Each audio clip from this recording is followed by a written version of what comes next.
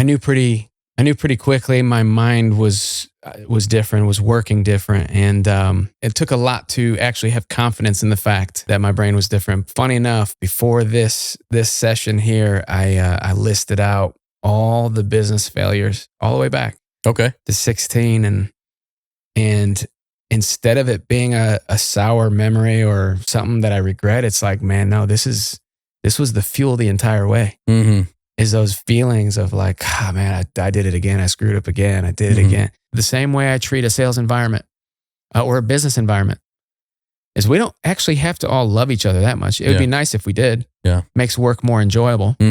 But being effective is the point of that team. You only have room to hold energy in two ways. It's either good or it's bad energy. Yeah. I try my best to release any bad energy. Even as it's coming on, I acknowledge it and I put it to the side and say, no. Dude, I'm going to tell you right now, just getting out of high school was a miracle. I'm pretty sure if my mom's watching this, she might admit, she might not, but I think she graduated me because she worked for the school corporation.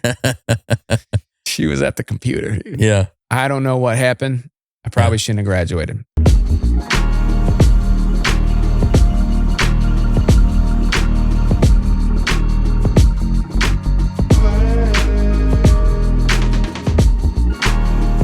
Hey everybody, welcome back to The Blueprint. Today I've got Bobby Davis, serial entrepreneur and failure navigator.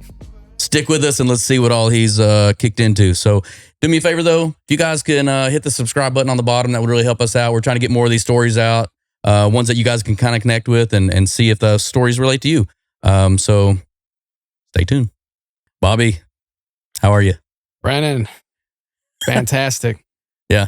Appreciate you coming on, man. I really am excited to hear your story. It's a little different from the guys that we've had on before. So, want to tell a little bit more about like from the beginning all the way, to where you've gotten now. But I need to hear a little bit more about where baby Bobby came from.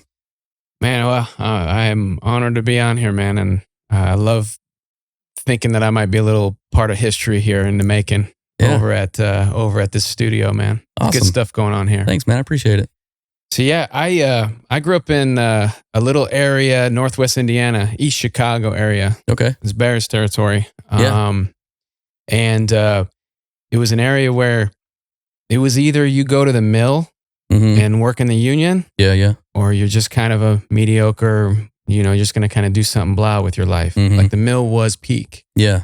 And I knew pretty quickly my mind was different, was working different, and it took a lot. It took a lot to actually have confidence in the fact that my brain was different. But I really think the highlight of my childhood was some of the obstacles put in place. And I've learned that if you just take an extra step after you get beat down, if you just take one more step or look at things different or ask the question, what is this teaching me?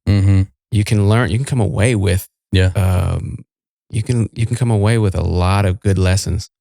And from East Chicago, all the way out to Frisco, Texas, and now out here in the middle of nowhere, there's been 100 lessons that have built me into who I am today. Yeah.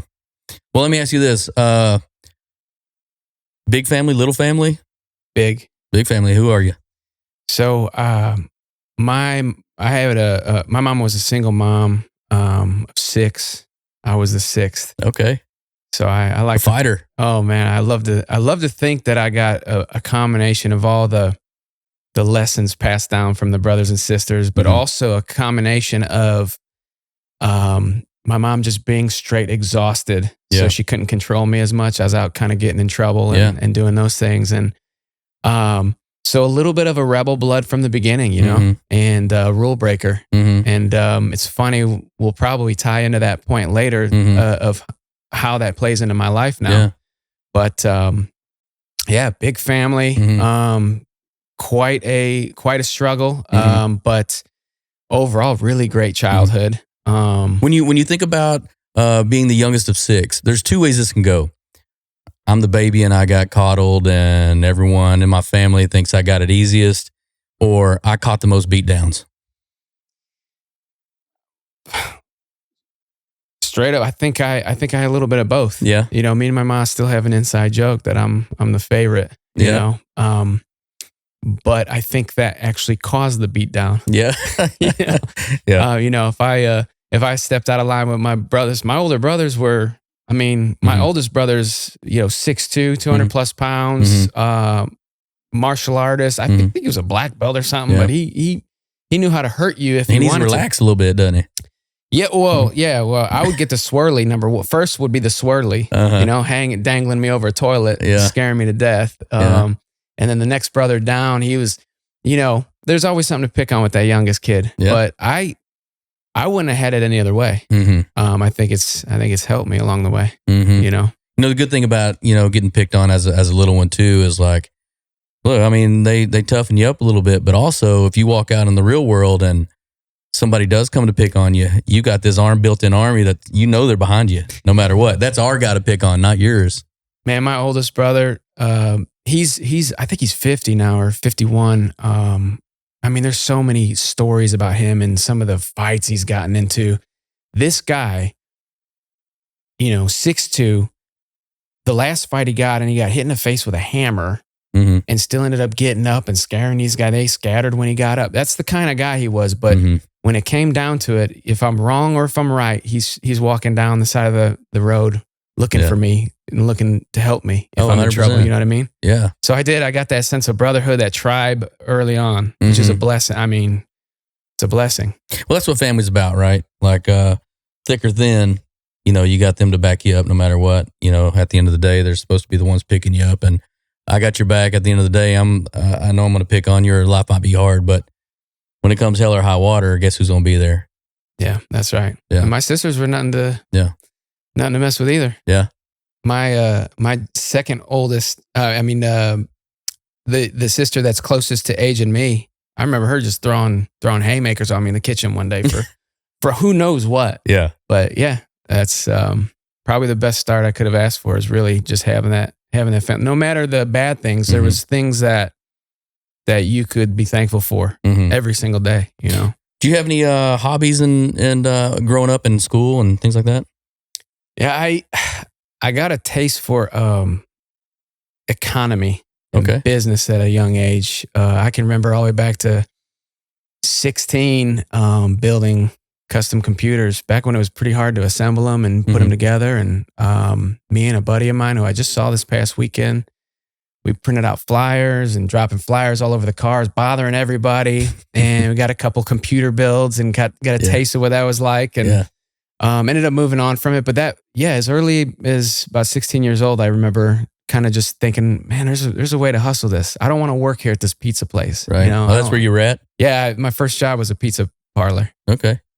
Called Aurelio's in East Chicago. Well, the actual town is Lowell, if you want to pinpoint it, but it's like East Chicago area, Indiana. Yeah. So kind of an armpit if you ask me, but yeah. But I knew immediately I didn't want to work for anybody. And funny enough, before this session here, I listed out all the business failures all the way back to 16, and instead of it being a sour memory or something that I regret, it's like, man, no, this was the fuel the entire way. Is those feelings of like, man, I did it again. I screwed up again. I did it again. But one foot in front of the other, man. And I'm not saying I'm done now. I'm probably going to fail tomorrow at something, but there is a way to look at things that will propel you, and it will build this momentum that one day you won't even know where it's coming from. It's like you can run around, you can have this energy to run circles around people. And sometimes it doesn't feel like you're trying. But that's what it does when you stir up all these failures and you look at them in this way this is building me. I'm learning from this. This is not the end of me. Yeah. And I think when you look at how school kind of sets us up, society in general sets us up, it's don't make mistakes. Yeah. It's raise your hand before you speak. It's you got to ask to go to the bathroom. Here's your schedule. Follow this schedule. So it's all these things that just turn us into rule followers. In business, I've figured out is the exact opposite. Really. Kind of got to break the mold on everything and, be the disruptor in the situation. You can't be scared that somebody's gonna look at you, he or she's different. Yeah. Can't be scared of that. Yeah. And that is scary. Yeah. Personally, the item I brought today represents that. I can't wait to explain that to you. Well, tell me about it. What do you got? So this is a watch that when I was growing up, I think 17 is when I got the job. I was selling cell phones at the mall, when those annoying kids in the phone booths. I started doing pretty good at it, getting traction at it, making some sales. And I bought this watch as almost like a trophy for myself. Like, hey, I'm rewarding myself, whatever. Well, this watch right here, it reminds me now, the reason I haven't gotten rid of it now or given it away is it reminds me now where my brain was when I was 17, 18 years old. And that is, I wanted to flash, I wanted to look, I wanted to seem like I was doing something, like I was big, like I was bigger than I actually was. And that watch right there, when I was I think I was 17, was $1,200. I financed that watch. Like I signed paperwork to buy that watch and make monthly payments on that watch right there. Yeah. And so it reminds me that as I grew, I started caring less about what it looks like or talking about it or preaching something and more about like, what is it I'm actually doing? So one side is character and one side is, to me, is ego, right? That's building my ego because people can, well, maybe not even that anymore, but like a Rolex or something. It's like, hey, I'm wearing this because this is my status. I can afford this. So it goes from that over to, hey, I'm building this and I know it. It doesn't matter if anybody else knows it now. Yeah.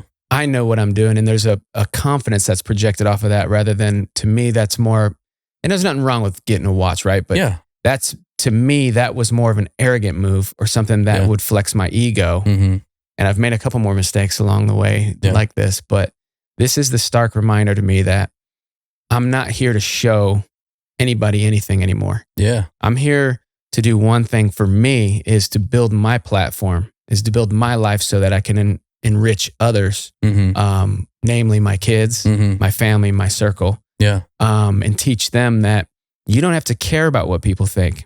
These people don't even know you. You pass by them in the streets and they don't know you. They likely don't even like you or want to get to know you. And you're buying that to send a signal to them. Yeah. Like, hey, like me. The crazy thing is that I see both of those directions when you say this. Because look, I remember when I was in college. I just graduated college and it was one of my first jobs. And we would go down the street to have lunch or whatever at the charcoal broiler or whatever, charbroiler, have a steak at lunch at $5, But I remember this one guy that would walk with me would stop every day at this jewelry store and he would point that exact watch out. And he was like, dude, I want that Movado so bad. Like, I want that so bad. And he kept talking to me. I was like, just get it. Like, figure it out. And he's like, can't, man. He's like, but I want that, right? And for you to say, I financed this thing, like I didn't overspend when I didn't have it. I planned this out to make sure that I could have the thing of my dream. That's a little bit different perspective too, that you need to keep in mind too, when you go to be like, hey man, I was trying to flex and I'm not about flexing anymore. Like, I get that. But there's also something to planning for success, Almost a version of like smell the roses. Yeah. Like, pat yourself on the back once in a while. Yeah. No, that's the biggest problem between the people that I know that like you like people that are successful in operating their own business is that pats on the back are rare. Yeah. Like you go through war by yourself. Yeah. Yeah. And sometimes it's that pat on the back that is all that you need from yourself. Yeah. And so I see what you mean. I see what you mean by or that. even just call it like a deep breath. How many times have you laid in bed and you stared at the ceiling and you don't know how tomorrow's going to work? Or you're like, you look at the clock and you look at the dollars and you look at the days and you go, what are we going to do? How are we going to get there? I don't know how I'm going to bridge the gap. And then when you take a breath, that breath is so much better because you've made it over that hurdle. I'm telling you, there's been 2 or 3 times where I've looked at it and gone, babe, I don't know. We'll see. I think we got it. Maybe we do, maybe we don't, but then when you do get across the other side and you do take a breath for a minute, that thing is worth so much more because it is just a pause of like, at this point, I'm not in war and I'm not in turmoil. So it's okay for whatever it is, right? But I think planning for success is literally that. The same thing you work hard for every day is like, man, I went out, did this, I did my job, I got these things done. And then here it is, a little bit of a time, instead of doing things that are frivolous that are going to cause you to sink, right? You invested, right?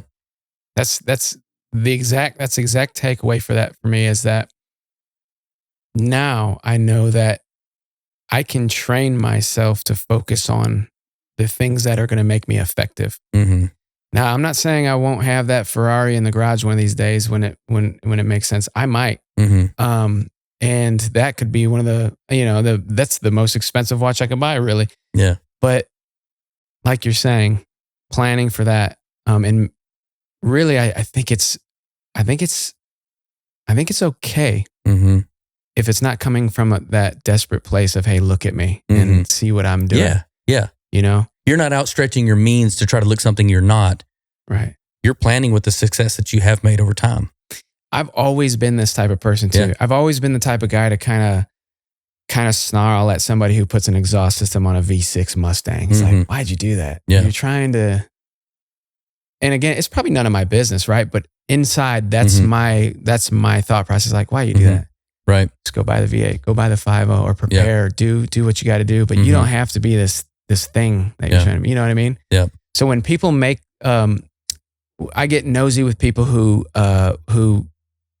try to make things into something that they're not. Right. And it's because it's a self-reflection. Mm-hmm. I want to make sure that I'm calibrated and I'm not doing that same thing in one way or the other in my life. Yeah. It's a huge distraction to care about what people think. Mm-hmm. So yeah, the 812 Ferrari will be in the garage one day. Sure. Yeah. And me and my family are going to have a lot of fun about that. Yeah. I'm sure there are people, people will get a big kick out of that. We'll mm-hmm. talk to a lot of people that want to talk about mm-hmm. it and look at it, but it won't be from the aspect of like puffing my chest at people. Yeah. If I'm speeding in that thing, it'll be in a tunnel in Mexico somewhere. Yeah. It won't be to beat somebody, but yeah. That's what that represents to me is that early journey, mm-hmm. very shallow. I wouldn't say it's not confidence. I had a very shallow, whatever replaces confidence. Maybe it's that ego, that mm-hmm. self-protective ego or arrogance that you have to put on sometimes. Like the way I was brought up, I'm not sure I had that person hitting me on the back saying, dude, good job. Mm-hmm. Like, hey, you're messing mm-hmm. up there. You're mm-hmm. messing up. Do this or try this or that. That part of my life very much kind of falls empty. Yeah. In terms of like my memory, I don't really remember a whole lot of encouragement in that area. Mm-hmm. So that arrogance kind of grew there rather than like a real mm-hmm. earnest like confidence. Right. And so that to me was the representation of that shallow person. Mm-hmm. And it may be different for other people, but that right there tells me, it keeps me calibrated in terms of, all right, I'm never going to do that again. It's never going to be an arrogance thing. It's never going to be because I want to flash or show. It's going to be because I earned it or because I wanted it, really. Yeah. Well, there's another part too to that is like the goals you had at a young age and then being what you see now as super small, or like I even saw you point at that watch like it wasn't even enough to tell the story of how much it meant to you. You needed to talk about a different watch as to what that watch meant. Oh. But that goal, that's a spot on the ladder. Right? That is like something, and sometimes those are worth more. Those are worth more because they were original. They were the beginning struggles. They were the hard hitters, right? And it doesn't matter. Like that could have been a Timex with Mickey Mouse on the front of it for all I care, right? But it was like you had to get good grades to get it. It was the first time you got straight A's, and that level of stepping into something and getting that reward for hard work, it's kind of what I see right there. Right. So there's two sides to that story. And I think that's pretty special. You shouldn't dismiss that or not give that its credit. Like that's hard work kind of shining through is what that is. Yeah. I have never thought about it like that. But it makes it even more special now. I've thought about getting rid of that a couple times, and the meaning continues to grow with me. Is that was a place in my life, Yeah. you That know? is a benchmark. That is a time capsule for you. Yeah, This is a time where you go back and you think, first off, things may have been a little simpler back then. You know, all I had to do was really work hard enough to get this, and that put the biggest smile on my face. yeah, That's a different price point than that Ferrari. And yeah, that, if that's the level of where your smile's at this point, very different, right? yeah. You know, so I just had this. I just went to Chicago and visited some family, and I was talking to my mother about this same thing. Is that the house I grew up in? The problems that house had sounded so big and Mhm. so expensive. Yeah. You know, a foundation is cracked, and it gave me a sense of pride to realize that a lot, just like what you're saying here, is a lot of those issues. It's like, all right, put me in, coach. I'll fix those in a week. right. I'll have all that fixed, mom. Yeah. Yeah. You know? Yeah. And like maybe a lot of people's dream is to retire their parents or their mother. My mom Mhm. was she's just a stakeholder in my life, man. Just Mhm. an absolute hero to me. Yeah. And to see her retire, that's Mhm. the probably less expensive, but that's the big dream. That's Yeah. the thing I want to go for. But I was talking to her about these issues that we went through as, growing up. And it's like, mom, I can fix that foundation now. Yeah. And I will. Just Yeah. ask me. Yeah. I will. Yeah. She don't own that house anymore, so it's irrelevant. But Yeah. to the point you're making, it's still a rung on the ladder that captured me at some Mhm. point when I was a little kid. Yeah. And it's still with me today. Isn't it funny how that when you were so young meant so that was your pinnacle. Literally, that was your pinnacle. And now you see it so far in your rearview mirror, right? And that's what growth is. But at the end of the day, too, like that was a stake in the sand to be like, dude, I've made it. So no matter whatever the pinnacle is, like that's the definition of your pinnacle. At one part in your life, that is the definition of it. And you need to be like, hope to never forget those moments of like, because pinnacles are hard to come by. I always tell my kids or my friends when it comes to sports, or anything in life that gives you butterflies. When you're young, think of a big moment you had and you got kind of nervous in your stomach and you had those butterflies. And it's like, I'm kind of nervous, I'm kind of sick or whatever. And like most people get really freaked out by those. I always really enjoyed getting butterflies. And people always told me I was weird about it, but I just told them, I said, that means this is very important to me. And the older I've gotten, the less butterflies I've had. So I remember every time I catch some butterflies that I stop, look around. Where am I at? What am I doing? Because those don't come very often. This may have come tenfold when you were young because you've never experienced it. The older you get, the harder it is to get that pinnacle. Harder it is to catch those butterflies. You know what I mean? I wonder if it's still possible to get butterflies. Yeah. I hope so. That's what we're doing it for every day. Yeah. I haven't felt them in a while. Yeah. I did jump out of a plane last year. Yeah. I got some butterflies then. Yeah. But what a beautiful thing. Yes. I do wonder how, with my kids, how to create this environment of what you're talking about, of exploration, of learning. They're both my daughters are homeschooled now. Mm-hmm. My son graduated high school, so Mhm. we didn't have the opportunity. My youngest son will be homeschooled too, Mm-hmm. for this reason. And I tell my youngest daughter it's called LIVIN. Mm-hmm. So if they're sleeping in, Mm-hmm. and I'm sitting there trying to wake them up, kissing them on the cheek or whatever, and there's Yeah. a sunrise happening right now. Yeah. That's kind of that's living. Yeah. I'm trying to get them focused on that. These Mhm. butterflies, these special moments, because, if like me right now, time seriously flies by when you don't have those moments. Mm-hmm. Like you're just in this routine. And granted, my life is pretty good, and I'd hope that a lot of people would like to have my life. Mhm. I'd love to hope that, but like I said, I don't have those butterflies at least too often. You're really, right. that skydiving is the only time I can remember. Yep. So very interesting point to take away from this. Mm-hmm. Open your eyes. You catch some butterflies, especially the older you get. That just means you've experienced so much in your life. There's not a lot that's going to shake you, right? When you're young, everything is a new experience, right? And so the older we get and we start catching these butterflies again, man, just look around. Where are you at? What are you doing? What is important about this? And that's also another really good way to keep yourself from failing under pressure, right? A lot of people feel that they let the butterflies compound themselves, and compound their emotions or feelings to where they feel like I can't continue because I've worked myself into this thing. But all that is a signal for, hey, this is cool. Pay attention. Yeah. That's just like someone tapping you on the shoulder going, hey, big boy, here's one of the 50 things I'm going to give you in your life. Take notice, And so when you do that and you just become present in the moment for those situations, those butterflies are pretty special. I'm going to jump into this. What's a better pizza? New York or Chicago? I mean, we're not going to podcast too long about this. The answer's clear, everybody. The answer's clear. Yeah. There's a little place in Chicago you got to go to next time you're there. Okay. It's called Chicago Pizza and Grinders. Okay. And it's about as big as this studio. Okay. There's usually a line wrapped around it.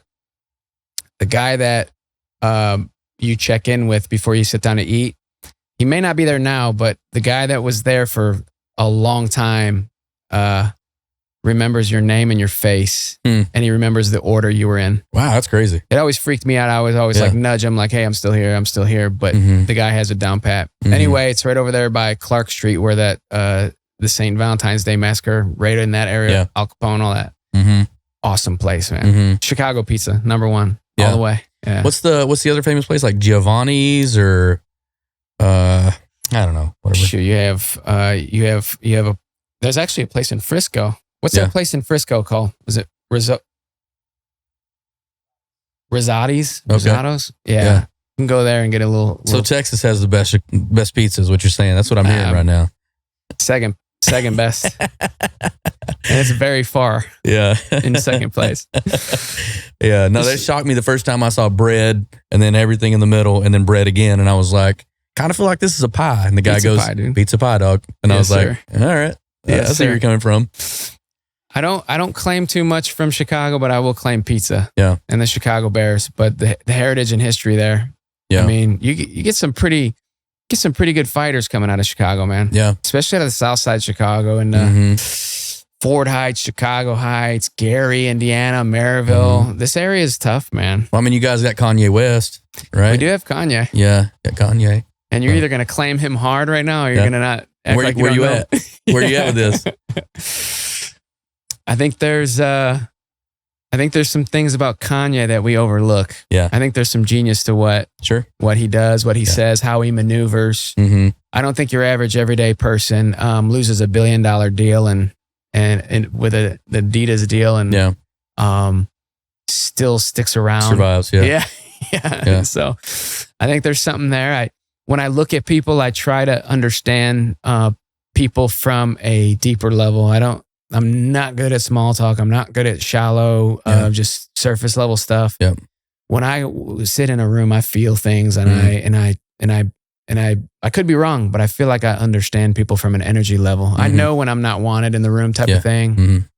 So whatever that is, I do Kanye the same way, man. I'm looking at him, I'm trying to learn. I'm trying to see what his strengths are, what his weaknesses are. Yeah. And some of the success that I've had coming up is being able to do that pretty naturally.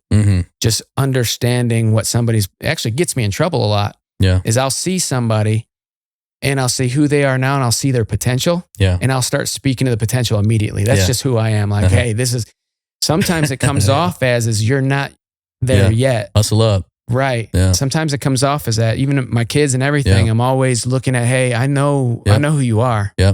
I feel who you are. Yeah.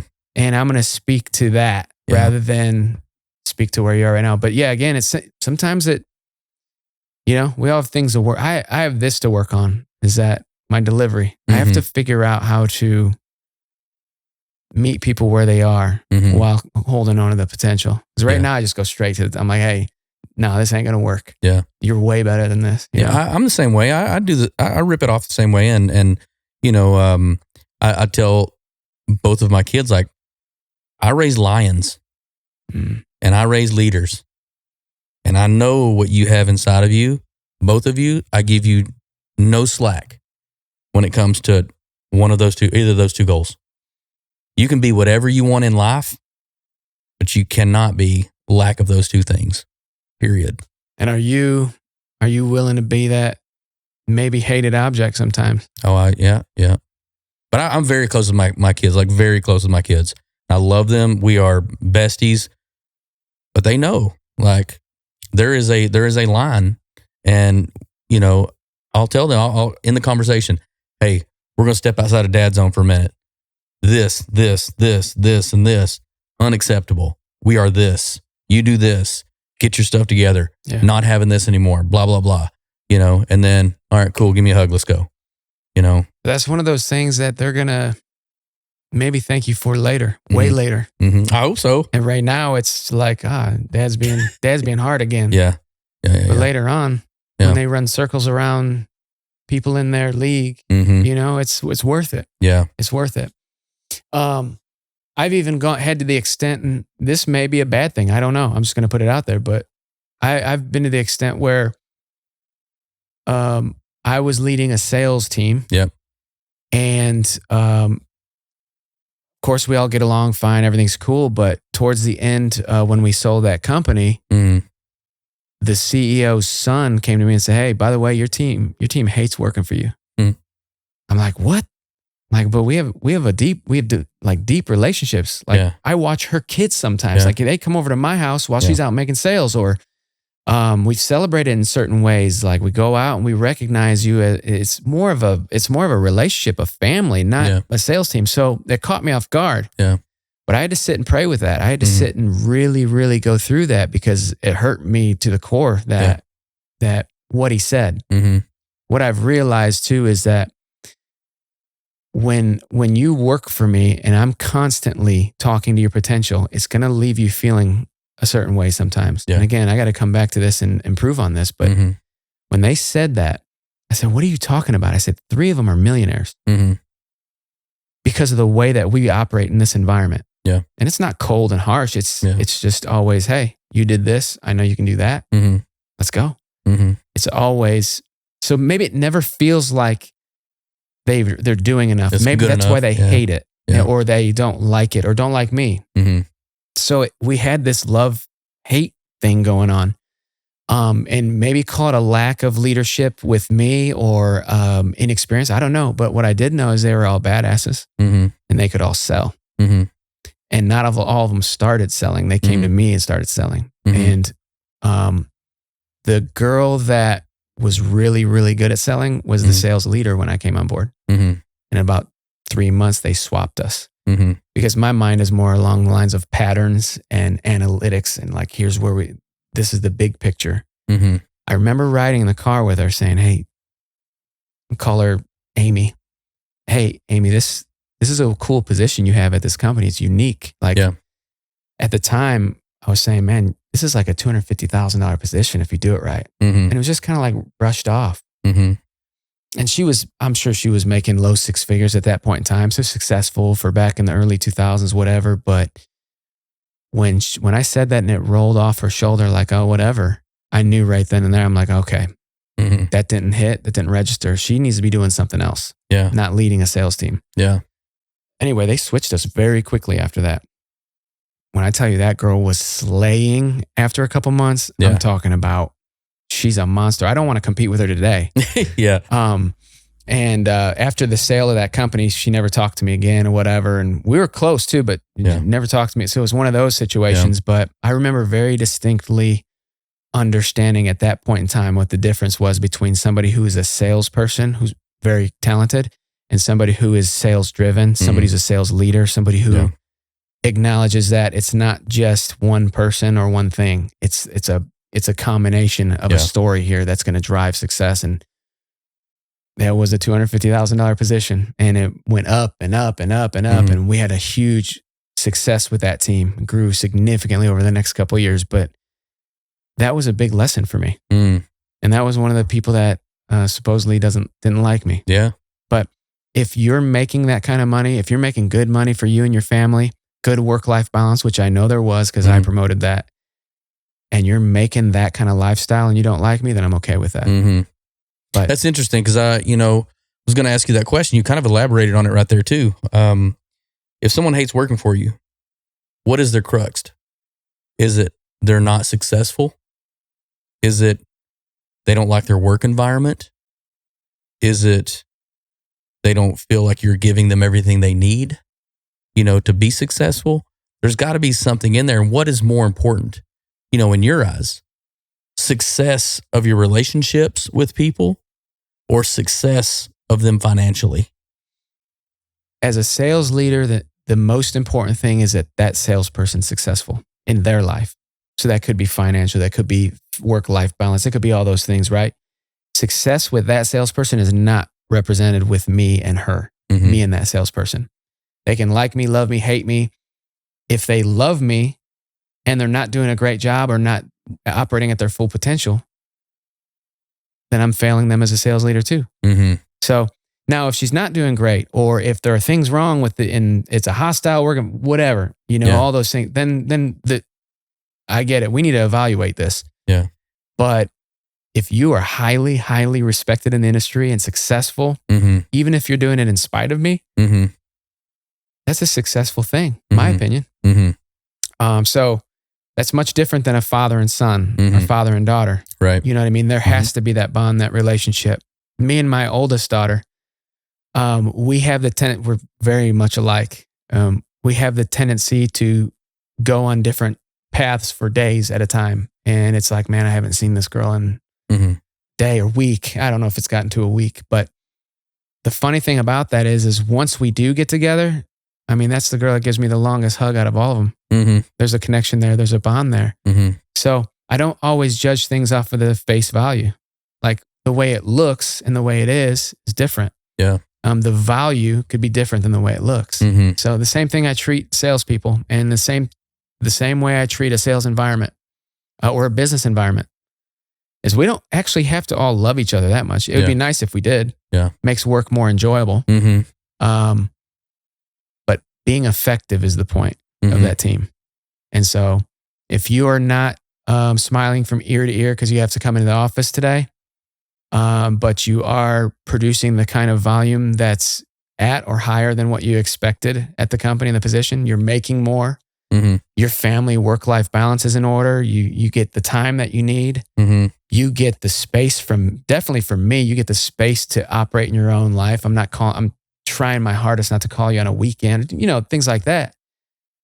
That's a successful situation. Do you feel like, and I've seen this as I've gone through my career, and I've preached this as well, to say, you're going to work a long time. You're going to have a lot of relationships with people that you've worked with, and some people that you feel very close to while you're working with those people. Friendly, very, very friendly with these people. But the moment you step outside of that door, for some reason, that relationship is severed. Like it's gone, right? And I've said forever, like, you have a handful of people. I've been doing this 28 years, right? You have a handful of people. I got probably 5 people that still reach out and talk to me. In 28 years, I've worked with a lot of people and a lot of close relationships I thought I had. But 5 out of that group are still like, hey man, how you been? How's it going? Just want to say thanks. You've done a lot for me in my career. This is great. Really miss talking to you today. How's it been going this, last year or whatever, right? Why do you think that is? I think it's hard to sometimes be the stepping stone. But if you view it in a way that's like, hey, I was there in your life. I know I was there in your life at that point in time. And you took off and your career launched. You went on to become successful. I'm going to take that for what it is. And I'm going to pat myself on the back that we had that opportunity to work together and all that. I'm not going to take offense out of 6 people on that national sales team of mine. We worked together for 7 years. One I still talk to today. Yeah. So it could hurt your feelings because you go through these times, you go through this war together, you go through these battles together, you put so much blood and sweat into this that it's like, man, we're family. I would be offended if you didn't call me back. You know?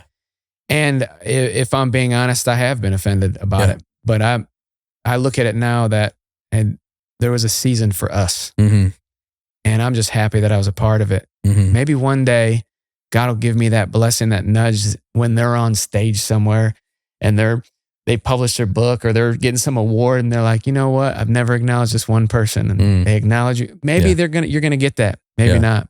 But I think it's important that I, as a person, I acknowledge that I was there. And I capture that and pat myself on the back, whatever.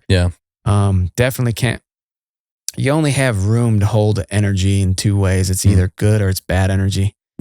I try my best to release any bad energy. Even as it's coming on, I acknowledge it and I put it to the side and say, no, positive only, man. Life is too short. But I hope, for those reasons, I hope you do get a call. I bet you will get a call one day, and I hope I do too. But I'm going to take that as a positive experience. If that person used me as a stepping stone. Well, the only reason I say that is like, I feel like you and I have a similar, outlook on the people that work with us. Right. I say all the time, like, I'm with you here more than I'm with my own family. Like, I am building, and it's years that we work together, you know? And I hope that I'm building something that is more permanent than, thanks for that paycheck, I'll see you later, you know? And at the end of the day, it's not always.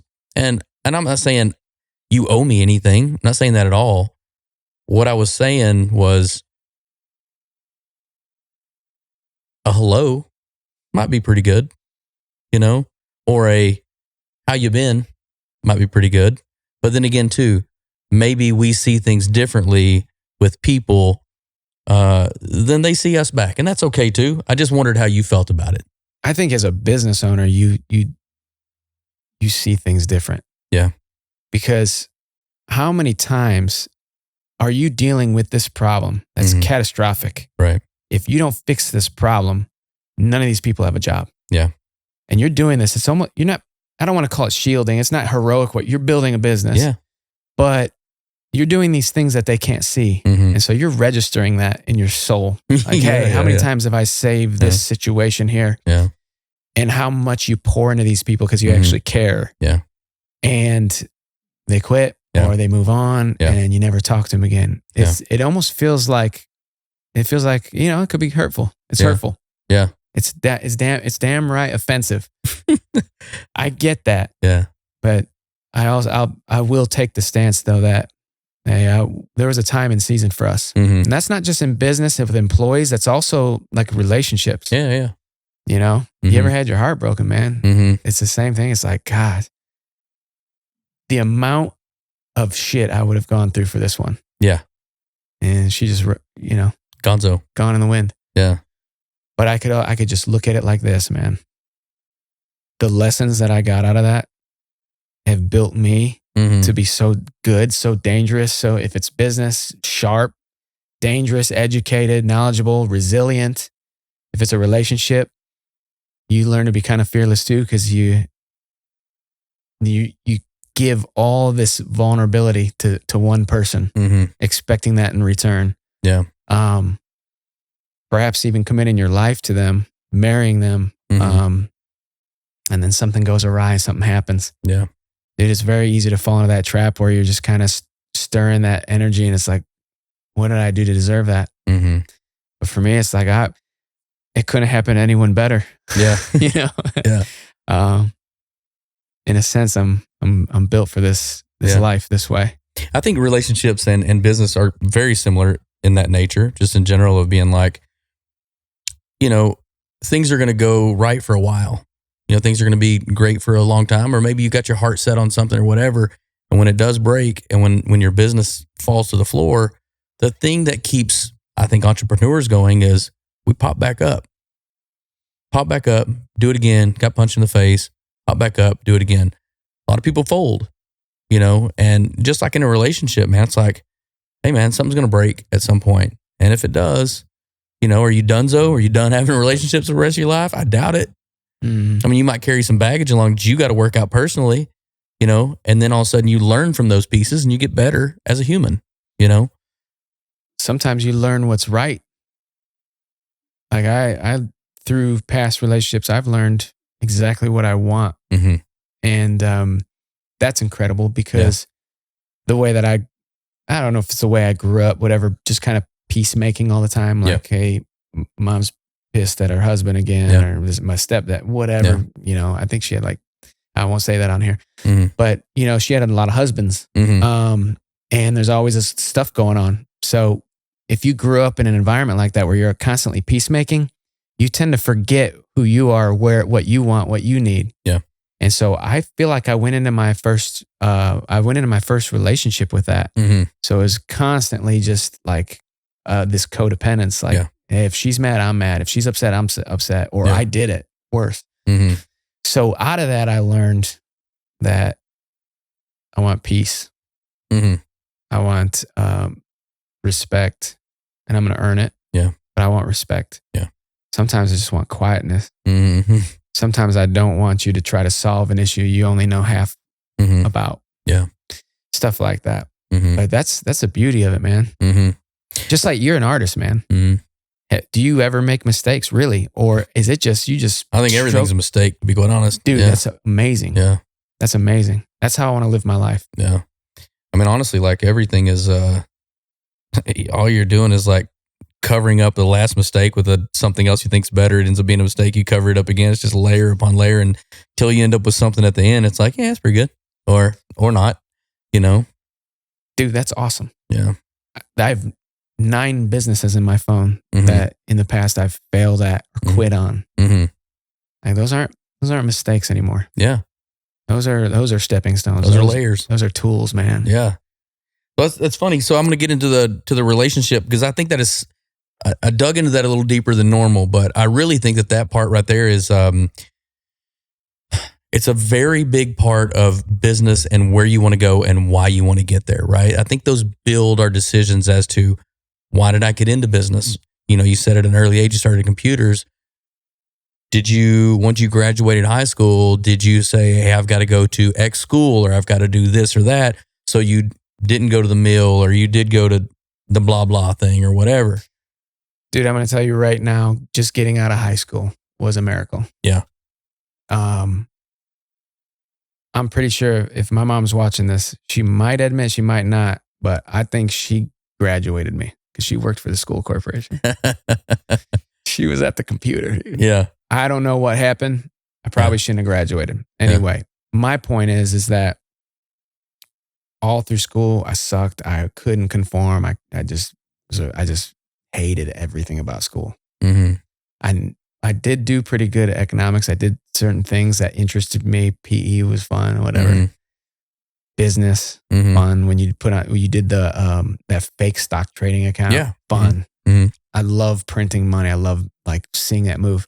The reason I think that I had so much interest in that is because where I grew up, I just, aside from the things that I need that my mom did so good at providing, and I don't know how she did it, the things that I wanted, it just seemed like I could never get those. I never had the resource. The only 4-wheeler I ever had at my house was my brother's, and I wrecked it. And it was like, dude, I would get something that would be so cool by some miracle from my brother or whatever, and I would ruin it. But anything that I wanted, I was always wanting something, and I had to figure out how to get those things. So it really was kind of running from chasing money. I was running from that.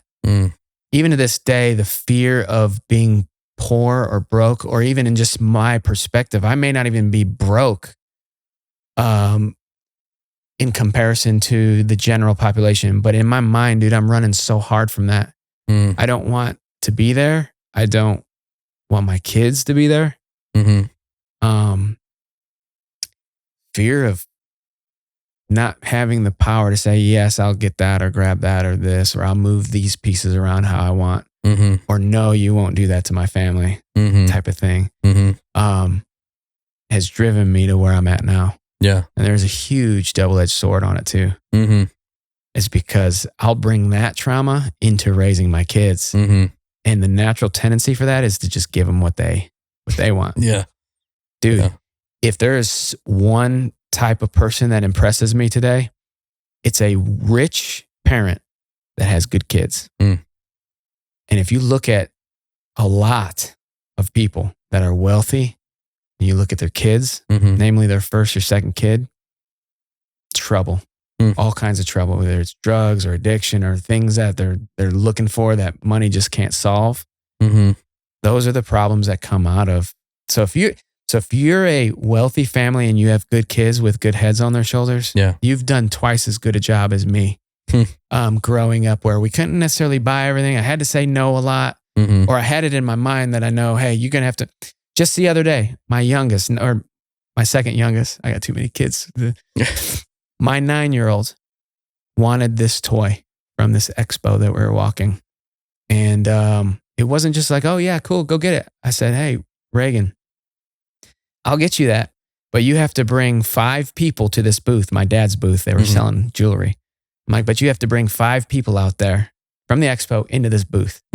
This girl, within like 5 minutes, had 11 people at the booth, walking through the booth. I'm like, oh, you know what, quit, let's go. I'll go get her the dragon. So point is that I know in my head, I've acknowledged the fact that it's not good for kids to just get stuff. Just to get. They got to earn it, man. They got to, in little ways too, not just, you don't have to make them stack bales of hay all day, but in little ways they can earn it. Just like that. It took her 5 minutes and she felt that accomplishment and how proud she was. And then of course, dad's patting her on the back like, wow, you surprised me, kid. That's amazing. And grandpa's excited, like, wow, you pulled people over to this booth. You are something special. All that, the dragon was kind of little to her. Of course, she was excited about it, but it becomes smaller and smaller. The further away. There's bigger things to get out of an accomplishment rather than a toy. So I lead with that. I lead with, hey, you want this? All right, we'll do that. And so my son is 18 now.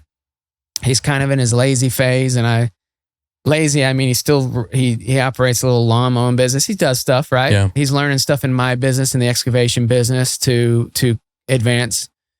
But overall, he's probably the hardest one I'm the hardest on him. And it goes back to this thing where I feel bad for those kids I was just talking about. Kids that the families have what they need. They're well-to-do, right? I feel bad for that first or second born kid. Because that kid, not only does everybody think everything is given to him, in my opinion, if he has a good father, his father's making him work for everything too. And that's the story of my son, the 18-year-old. Dude, he doesn't get any answers from me anymore. If he asks me a question, he answers it himself. I'm maybe a little bit extreme about it.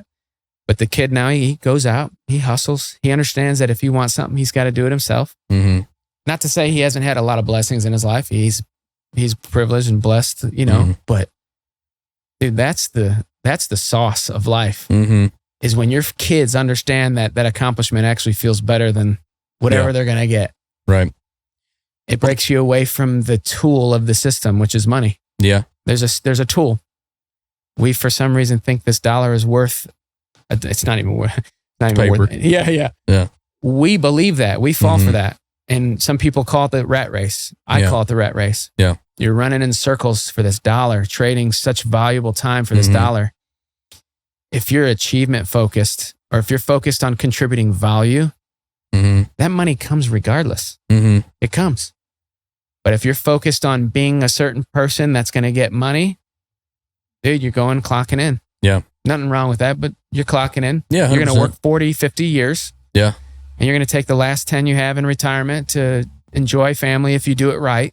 Most people are not doing that. And that's what's called life? Nah, dude. That's not how my kids are doing it. It won't happen. Well, let's jump into the serial failures that we talked about early on in this thing. We kind of jumped all around. We've actually gone a long way around this when haven't really even talked about your business much. Um, jumping into the serial failures of where you've kind of gone from, you graduated high school. Your first job was what? First job was at 16 was pizza place. Yep. And so I went through the whole motion with that. Yep. I think I may have turned conservative when I saw the taxes on the first one. So I got that lesson hard the first time. Jumped around from job to job, similar to school. Yep. Just didn't find, I was unemployable, Mm-hmm. showing up late or doing whatever I wanted. Mm-hmm. And that escalated. And I had a huge lazy phase going through school. My mom had to like just do all these things to keep me into college, and ended up joining the military. Yeah. What branch? Navy. Okay. I worked on the flight deck. I did one term with them, and don't regret a minute of it. And through then, I had some sales jobs through then, independent business consulting, yada, yada, yada. And through the military, I was still doing one of those jobs and learned how to hustle when we're out to sea, how to make money out to sea, doing people's laundry, selling things like dip for exorbitant amounts of money. You know, the hustle started, I think, when I joined the military, because before I was doing it for the look. Hey, I'm an independent sales consultant. I'll sell you credit card processing or payroll. I was a scumbag, dude. I was just slummy, dude. I just didn't make any sales, and I just was just not good at it. Yeah. The military started the hustle. Okay. I knew, hey, I'm not going to be in the military for the rest of my life. Yeah. Some of these guys, God bless them. It's too hard for me, dude. If you got a family, you're serving 20 years and you're gone 70% of the time, dude, not for me. Yeah. God love them, but that's not going to be me. So the hustle started then. I'm like, all right, I have to be different now. Yeah. So started working on a deal through relationships, a deal to broker a lemonade called Cabana Lemonade into a store called Safeway in California. Okay. Worked on that for about, I think, 11 months, 2 days before I got out of the military. I've exited the military. I've pulled my family, my wife, 2 kids out of the military. We're supposed to be going to Colorado Springs to do this deal. 2 days before, I figure out that they went around me, which they could. I didn't make it hard for them. Yeah. They went around me, did the deal themselves. And so that means no commission, no broker fee, nothing for me to live on. And we're talking about a lot of money. If I would have gotten that money, I'd probably be on drugs and dead today. Yeah. That's how immature my mind was. And yeah, I wasn't ready for that. Yeah. But I found that out 2 days before I actually physically left the military. So now I've canceled the military, which was my way of life, my means of providing. Yeah. I've moving to Colorado Springs, which I have nothing there for us now. Yeah. There's nothing there. And something happened in my life. I think it was God. I was nudged to go to Frisco, Texas. And I still didn't have a job down there. Yeah. And got down there, ended up getting a job doing the same thing I was doing before the military, brokering services to small businesses, sucking at it. Bad, dude, is miserable. And my aunt married a guy that owned a small security guard company. And as soon as I met him, we clicked, hit it off the bat. We're still friends to this day. Yeah. They're divorced. And he started asking me to come work for him. And it seemed like it was a couple months maybe. He was asking me, hey, you know, whatever. We were talking about going to work for him. Well, they capped the commission at the company. I think they capped you at 150 grand. And even though that was really good money in my mind, I still was just this ego ball, man. I'm like, nah, I don't have a cap on commission here. Yeah. So I'm not coming to you if you cap commission. Yeah. Anyway, they uncapped it. I ended up going to work for him. And that was that first company that sold in 2021, 6 or 7 years later. And that's where I learned the sale, the girl I was telling you about who was in a sales leadership position, missed that message from me. And then we swapped positions. Yeah. So that's where that all started. And I think ever since then, I knew my place. And I was just built for the hustle game. I was built for sales. I was built for moving 100 miles an hour. Almost to the point of a bad addiction where I was flying everywhere and always gone, and I missed a lot of crucial things that if I could go back and do it again, I would have just grabbed the lesson real quick and then showed up to the game. Yeah. Huge regrets there. Maybe I didn't miss any games, but I missed a lot, right? I was gone. Well, that led me into the divorce. And the friendliest divorce I've ever seen. You know, so I knew something was special about that other person. Yeah. You know, we had an amicable. The attorneys were mad. Dude, me and this girl we had everything written down. Hey, this is what she's getting. This is what I'm getting. We submitted it to them. Yeah. They were mad. Like they couldn't get us ruffled. Yeah, they wanted to deal on some hours. They wanted some hours, man. Yeah.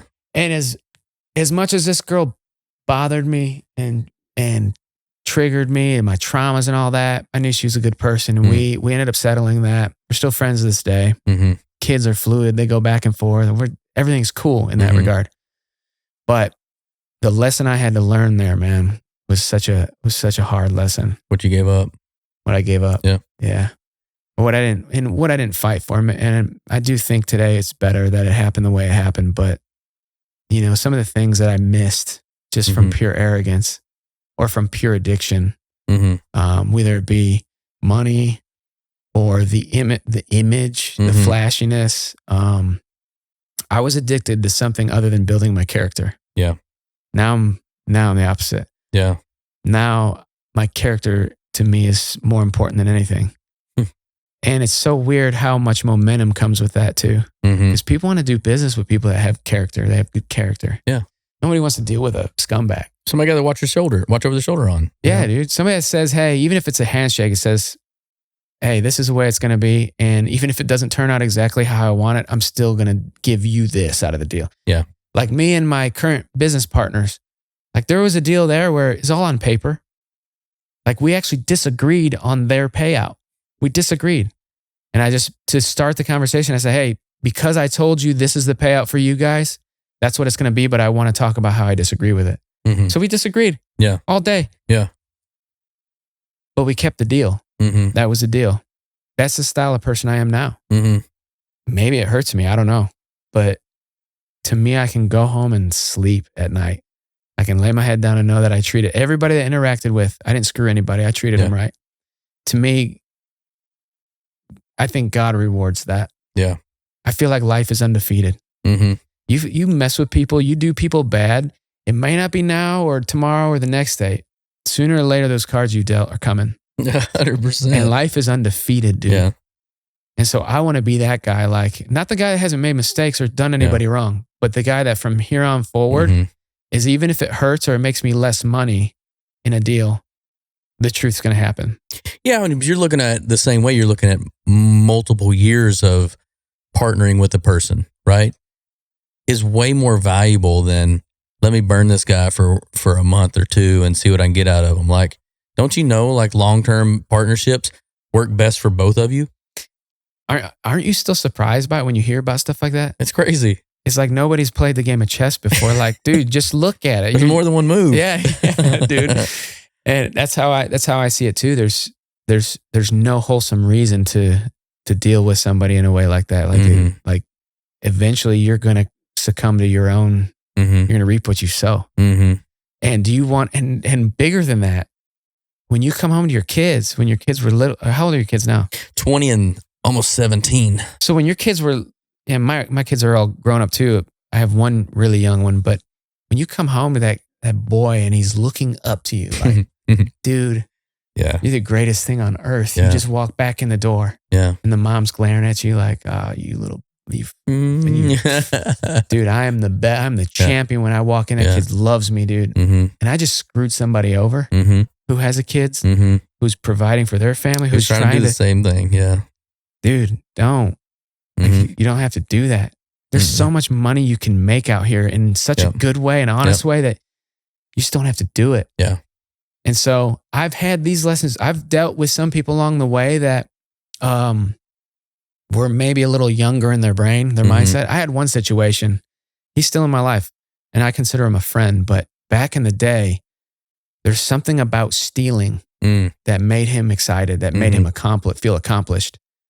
And we were going off to a job or whatever. I don't know what it was, but he hopped back in the truck after leaving the gas station. And he threw a Zippo lighter on the console. He's like, look at that. Like, dude, oh, cool. You bought a Zippo? He's like, no, man, I yanked it or whatever he said. I forgot what he said. I'm like,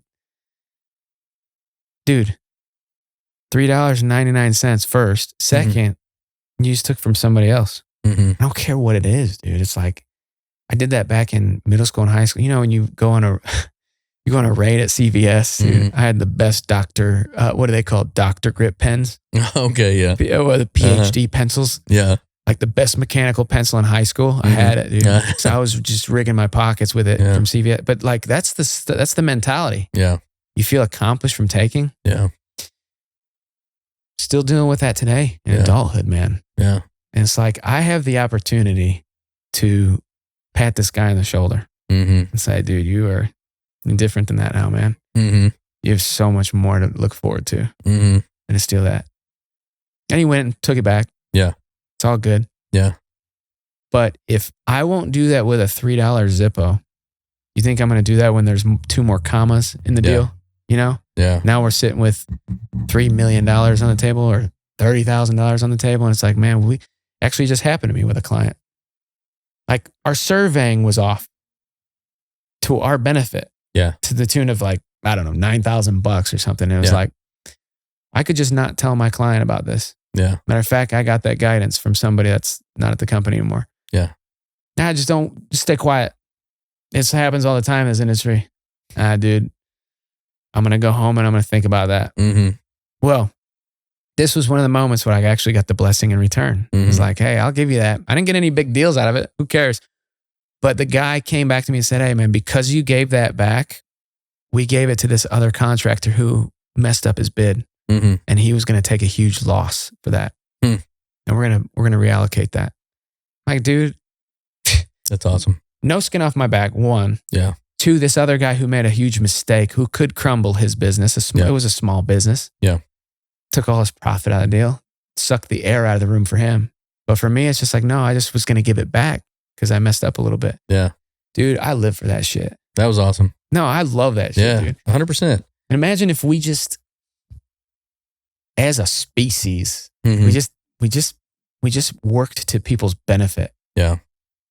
You just didn't have to take somebody by the throat all the time. It's like so many people in life think that business is about being the person to get the upper hand. You know, and I don't believe it is.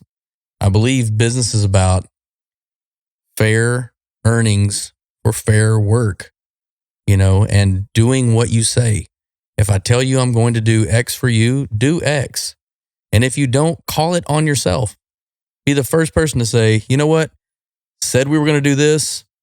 You may not ever see this, but guess what? Here's blah, blah, blah. You know, we have this conversation nonstop up here to say, you know, well, you know, if we messed up, we better make sure we call them and tell them right now, you know. And 9 times out of 10, someone's going to see that and go, man, I really appreciate what you've done here. I see honesty out of this thing or whatever.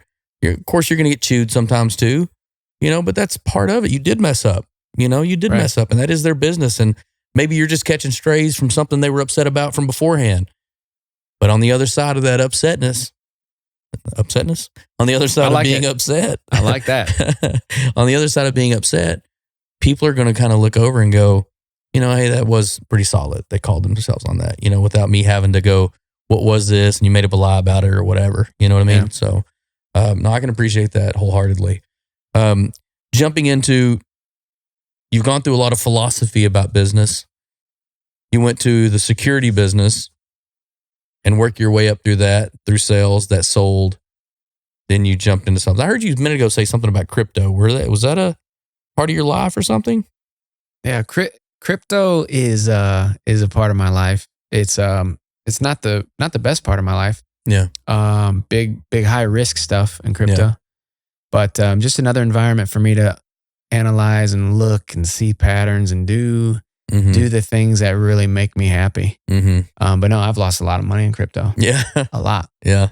Probably more than you would expect. Are you on the up with it, or are you on a loss with it? I think overall unrealized I'm up. Okay. Because I made some good moves early on where like something jumped and I'm like, all right, immediately I'm like, I know that's too good to be true. So I'm going to break off 20% and spread it into this other development going on. Yeah. But I've seen a lot of great lessons in crypto, not just crypto, but options and stocks and all that. I've lost a lot of money, dude. Um, and it goes back to the way that I think about life, dude. When I see these challenges happening, these things happening, uh, maybe that one Friday I lost like 30 grand in one fell swoop. I wasn't like happy or pleased about it. And by no means was I in the position to be able to take that loss.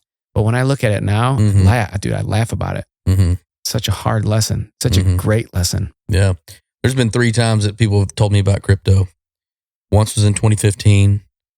I think, I think it was at 5,000, a piece, I said it was way too much for me to invest for one Bitcoin.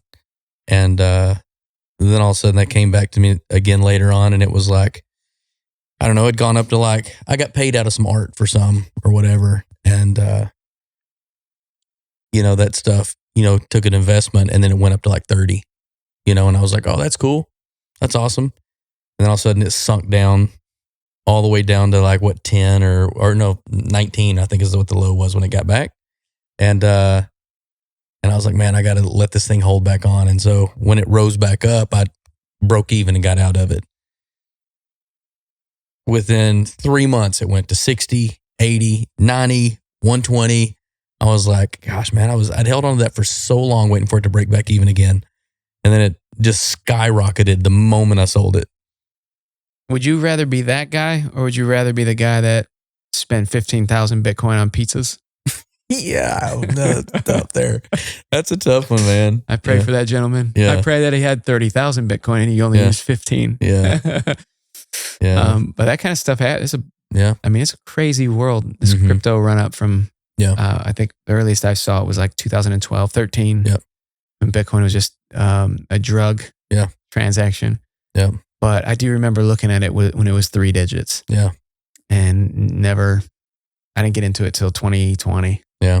So, yeah, not a huge part of my life in terms of lessons, but it's certainly a fun one. Definitely a roller coaster. Definitely an area of interest for the future too. Yeah. It's doing nothing but growing, and more adoption coming. Now the governments are in it. Yeah.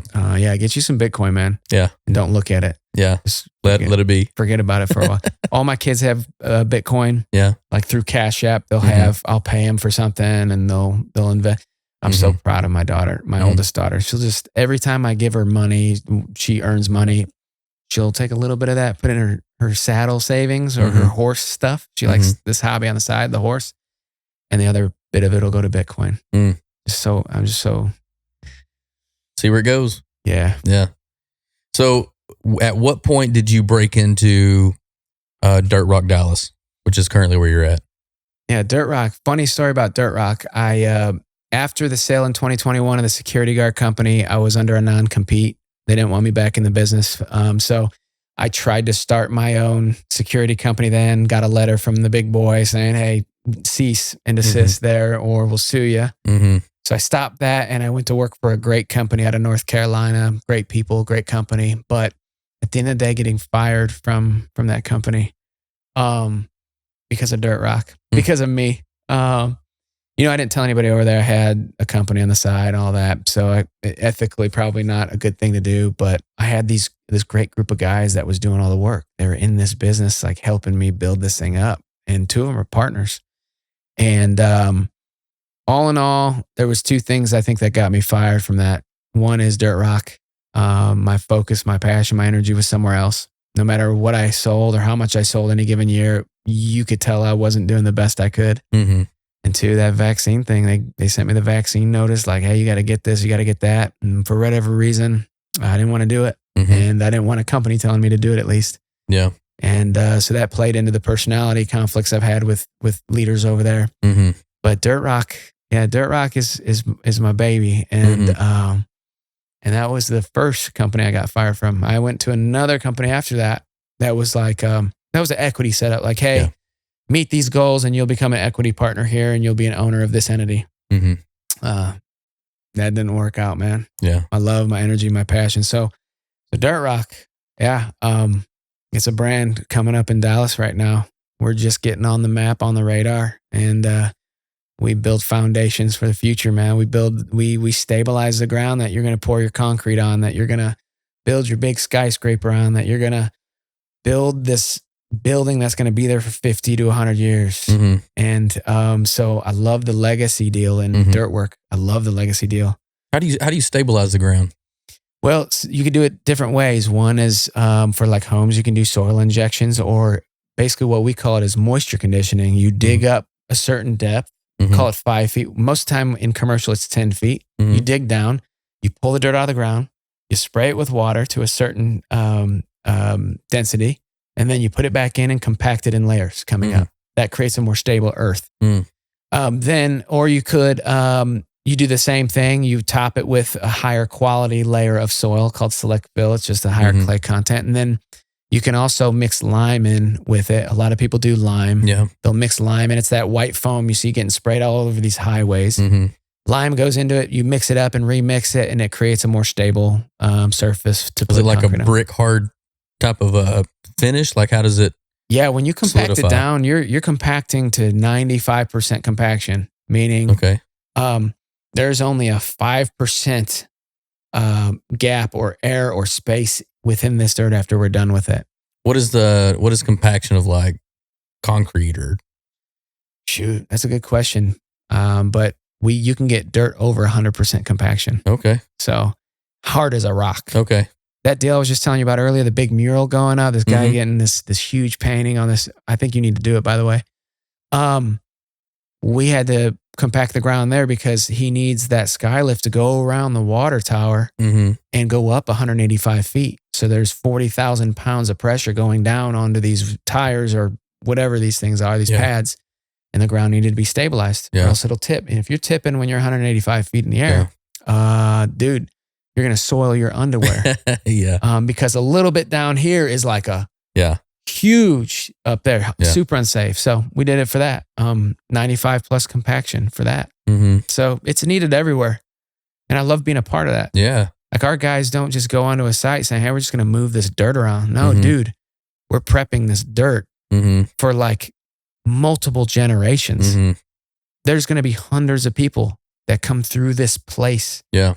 They'll never even think about us. But we'll be able to say, dude, we captured a little coin, a little piece of that history now.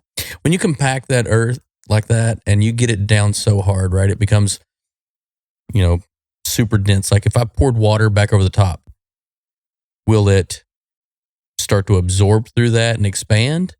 Or like, what does water do to something that's been compacted? Yeah, it'll still absorb to a certain amount, but it'll certainly slick off the side. You'll see it rolling off the side of it. Most of it'll go off that surface. That's why you really can't grow grass too well on a surface that's been prepped like that. Okay. And that's why they throw concrete right over the top of that. And it keeps the concrete from heaving and moving underneath. The soil around here is horrible. If you're in North Dallas, you know what I'm talking about with the foundation issues and things like that. Yeah. So we can help prevent that over at Dirt Rock. So are you going through digging pillars and things like that as well? Or is it just conditioning of the dirt? For us, we do everything from utilities, the dirt work, all the way into the concrete. We have partners that do the concrete for us. So yeah, we'll drill piers 10 feet down into the earth, and concrete will go into those piers, help stabilize our foundation. Like I have a development right now going on in Princeton. These pads are only 1,800 square feet, but there's 36 piers on each of them. Wow. I mean, if I were to put my tinfoil hat on, I would think this guy's doing something crazy with these homes because they're so built. Yeah. Post-tensioning, columns and piers, is a waffle pattern foundation with piers and post-tensioning. Dude, you probably couldn't blow that up with a bomb. And this is how this guy's building these homes. So anyway, there's all kinds of crazy stories in it, or digging up things that are really crazy to see. One of our clients does archaeological digs. He digs down on the ground. He's looking for bones and stuff before the highway comes through. They have these guys go out there and dig for bones and artifacts and things so that not only they test the sample, test and sample the soil, but they're also looking for bones and things that of historical value. Yeah. So all kinds of cool stuff, man. That's awesome. So yeah, our mission at our company is Mhm. cooler than just, we're just cutting in the dirt, man. We're Mhm. part of the legacy of the people that founded the country. Mhm. We're part of the people that built the country, the Rockefellers, the Carnegies, the Mhm. trains, the buildings, the oil and gas. We're part of that. I Mhm. like to look at it like that too. I don't want anybody at Dirt Rock looking at their job as like, hey, they're just, not to say it, pushing 10 yards of dirt with a freaking 80,000 pound bulldozer isn't cool. It Right. is. That's cool alone. Mhm. But these guys will get used to it. They get in their dozer and like, oh man, we're just pushing dirt today. No, dude. No, the hell you're not. Mhm. Like you're prepping for the next tarmac at this airport, Yeah. dude. Yeah. That's freaking badass. Yeah. So, but I think that's why our brand is becoming successful. I think that's why, like a lot of the reasons why us and like we run successful companies, Mhm. you got to find the magic in things, dude. Mhm. If they saw what just you saw, if you guys who worked for you saw only your view and Mhm. what you saw, Right. they'd think crazy. Yeah. And I think you have to be a little bit slightly delusionally optimistic Mhm. to miss all this potential crazy bad stuff that could happen to you. Right. And look at your job as instead of pushing dirt, you're building a city. Mm. Dude, it's a big deal. Yeah. So, I mean, you see it as a dream, and you get people to buy in on that dream too, as well, right? So that's a really cool point, right? Do you guys consider your business more commercial or residential? So what's special about our company is we can do both. We focus on commercial, but we've organized a team that's specifically for small deals, Mm-hmm. namely residential deals. Anything less than 100K, these guys are looking at saying, all right, how do we do this the best of our ability? Mm-hmm. They got a small crew. They only do those jobs, but they get the equipment and the expertise from the commercial side. Mm-hmm. And a lot of money one of these GPS systems is 50 grand, dude. Right. It's not like you're not going to have somebody who just does driveways that Mhm. has GPS systems like this. Yeah. You may, but they're overspending. Yeah. We have them because we need them in commercial side. Mhm. So all I have to do now is lend that equipment and expertise to this guy doing a driveway for us. Yeah. And we keep both those sides active, and they're both very good business. Tell me about the GPS system. And I'm not sure that I follow how that helps. Well, there's got to be a way for you to understand on every piece of property. There's got to be a way for you to understand where you are on that property according to the plans that were engineered for that After it's property. been surveyed. Exactly. Right. Surveyed and engineered. Like plans are built and measured for a property based on what its use is going to be. Mm-hmm. And so for me, in order to know where this commercial pad is going to go, I have to know exactly where I'm at on that property. That's where the GPS functionality comes in, not only for understanding the elevation, Mm-hmm. but where are you at on this property? Where are the building corners? Mm-hmm. Where's the workspace? Yeah. So these systems that we have on the commercial side help us understand exactly that. Yeah. And that's how we're able to get things down to a millimeter Yeah. elevation, like super low or high tolerances, I should say. Yeah. Because the city has an idea for what this building's going to do. So they say it has to be a certain elevation and a certain way on this property. We have to come in and we have to vector that on a digital image and say, all right, that's what it looks like on here. And then we have to upload that to the machines and upload that to our GPS survey equipment. Mm-hmm. So that's kind of what it does. That's very interesting. You know, I love it. You gotta think about too, like if you're building a retaining wall or something like that, or building some dirt, preparing for a retaining wall, and it doesn't have GPS on it. Next thing you know, you've prepared something that's gone onto someone else's property. They end up building that retaining wall, and next thing you know, you get papers, tear it all down, redo the work. Dude, the biggest point of damage in our business is water. Where does the water flow? Not just where's it going to flow? Like right when we're done, it could flow somewhere. If we don't build it right, it's going to eat and cut and carve out, and sooner or later, it's going to be flowing the wrong way. So we have to, our work is controlling water. Okay. That's what excavators do. They control water. Okay. And they prepare the ground for heavy slabs and Mhm. things like that. But mainly, where does that water flow? Mhm. So, yeah, if we do our job wrong, we could get a complaint the day after we're done. We could get a complaint for 10 years down the road. Yeah. And so building a brand like us, it goes back to a fair, like what is business in a transaction? A fair transactions, right? Well, the reason we charge so much for our business is because we're going to do it right. Yeah. And then when you call me down the road and say, hey, this isn't turning out the way we said it was. Yeah. All right, we'll be right back. Mm. We'll come and do it. Not everybody's going to the scams come in when a company comes in, they're not willing to do that. They're not willing to back it, right? They're not like, for instance, in your business, when you build a website or you build this digital landscape for somebody else could probably come in with AI and like attempt to do it in a way that looks as quality. Right. And hell, they might get close to the way it looks. Yeah. But the way it functions, way it performs, way it performs on the back end is not just, you can't just come in and do that overnight. You have to be good at it. Yeah. And so when somebody comes in and they try to charge what you charge, that's scammy to me. Yeah. You're charging a lot because there's reasons for that. Mm-hmm. Well, that's what I'm doing. There's building hours involved. Yeah. The hours involved, the intelligence, the team that you've built is based on quality. And so the scams, the people, the bad business deals that happen are because some people make it look really good, like you're actually doing that. Right. And people like you and I, we spend the money to make sure that we're doing it good. And so that's where I get back to that fairness thing. It doesn't sound fair that I'm going to charge you $10,000 and somebody else can charge you $6,000. That doesn't sound fair at first. Right. But 10 years later, you're going to see why it's fair. Yeah. You're going to see why we do that. Yeah. Not just for professionalism and communication, but for the inherent ability to just care for what we're doing right now for the people we do it for. Long-term performance. Long-term. Yeah. It's a commitment. Yeah. So that's the brand at Dirt Rock. That's the brand we're building, is quality. Do it right. Do it as fast as you possibly can, as long as conditions are met. It's safe and it's accurate. Yeah. We're going to do it as fast as we can if it's safe and if it's accurate. Yeah. If one of those two conditions don't match, then we slow it down. We stop the process. So talk to me about equipment, because that's got to be the biggest overhead for everything that you've got, right? Dude, they don't even let me buy the equipment. I try to hop in a dozer or something. Dude, I'll mess it up so fast. Yeah. I love the equipment. I've grown up seeing equipment like this and always wanting to drive it and stuff like that. So it's great to be a part of it. But yeah, excavation, you got to be kind of crazy to get into it. You're the first person on site. You've got millions of dollars of investment sitting on that site. You're not getting paid. In commercial, you're not getting paid for 45 days, 60 days. In some cases, personally, 90 days. Yeah. And your equipment, you go out there, you do your job, you take the equipment off the job site, you still don't even get paid for, it's called retainage. The bank holds on to 10% of the revenue for that contract until the end, until the whole thing is built. So you're the first to come on.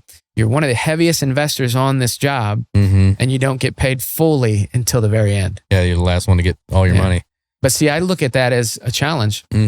Same the way I look at everything else when it just looks crazy.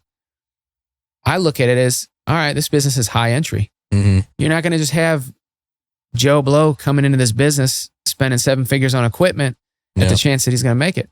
I see a lot of inheritance. I see a lot of pass down companies or a lot of capital companies that have bought into the business and now they're huge. And there's, of course, some of those stories that I love to hear about that are organic. They started from the bottom, they did it, and now they're, an $800 million excavation company. And so though, such a respect for that, but there's a lot of hand-me-down businesses in this business. Not everybody can do what me and my partners have done. So it makes me proud. It's a high entry business, low competitiveness.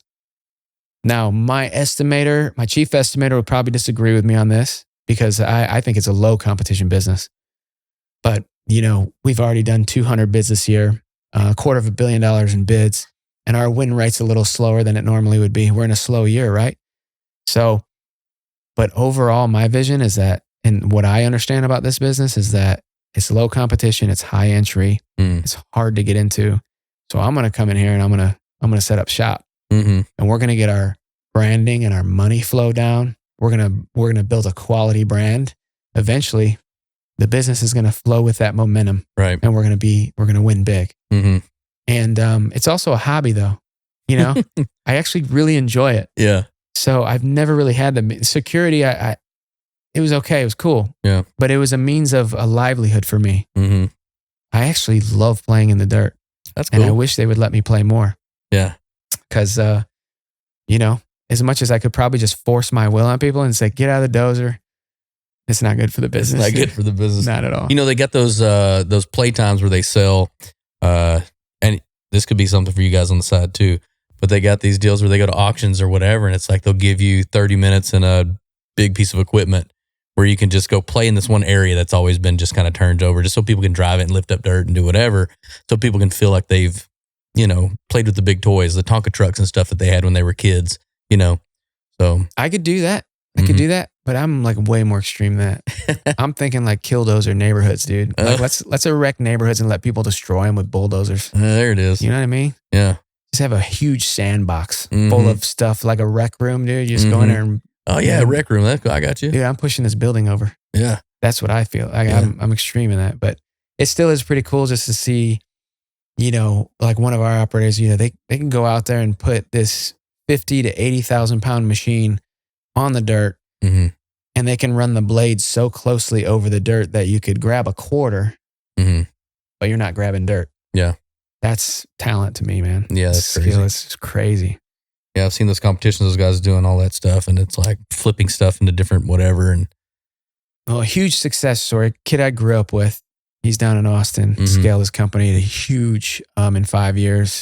He did that competition where they bring in all the best operators, and they are doing different things, demoing stuff, loading stuff, production competitions, and they won it. And I was just so happy for him. That was before I even got into dirt. And I remember that had an impact on me. And maybe we can get him one day at the show, but because he's got stories to tell for days. Yeah. But I remember seeing that and having an impact. So I know it's a hobby for me, this whole thing. It's a play. It's playtime for me. Well, speaking of hobbies, do you have any hobbies now, or is everything just completely 100% invested into the company? I play golf. Okay. But I would think that a hobby's enjoyable. I find myself competing too much. With myself. In golf. Yeah. You know, so I'm too competitive there. I think the biggest joy in my life is the kids. Okay. It is the kids, and it's also the biggest pride in my life is seeing the kids interact with something that I've built, like the business or this or that. Right? They're doing something that I feel like I was a part of. Okay. When Riley invests that little bit in Bitcoin, you know, when Holden when he comes in, and he's doing takeoffs at the shop, and he's learning how to look at plans and civil plan. Dude, that just I got Ricky over here selling deals, man, for my business. Yeah, that's the pride and joy in my life. And that is that's my Ferrari, that's my Lamborghini. You know, that's what makes my life worth it. Yeah. Business is fun and all that. It's cool, but it's too stressful to consider a hobby or consider fun. Right. But when I get to see them interact with something that I feel like I have a part of, there's nothing that takes that. We're going to have to take the sticks out on the course. Dude, let's go. All right. I'd make that happen. How competitive are you? I got to figure that out. I mean, I still am conscious of, like, I don't want to wear too good a designer clothes out there because then people have high expectations. So I'm there, but I'm also like, I hit the ball and I can generally tell you where it's going to go. Generally, like within I don't know, 30 degree. Yeah. So when I hit the ball, I know it's gonna get up there somewhere. Okay. So it's fun for me. Okay, good. But it's not like to the point where I got a handicap or anything. Okay. Yeah. What about you? We'll discuss that later on. That's off record. I don't want anybody out there to mess up my bets and stuff when we go out on the course. Yeah, you got to keep it strategic. Yeah. But I do have a client called X Golf. We jump up there every Monday or Thursdays, and we play golf on the sim. So you have to come up there and play with us sometimes. Yeah, I got some friends at X Golf. Yeah. I'm in, man. Yeah, come on in. That'll be really fun. And I'll tell you what, honestly, like, this has been, kind of eye-opening for me too, to kind of hear a little bit more about your business, but more about you as a human. I think that's the real crux behind the reason we deal with the people that we deal with, is seeing who they are as a person.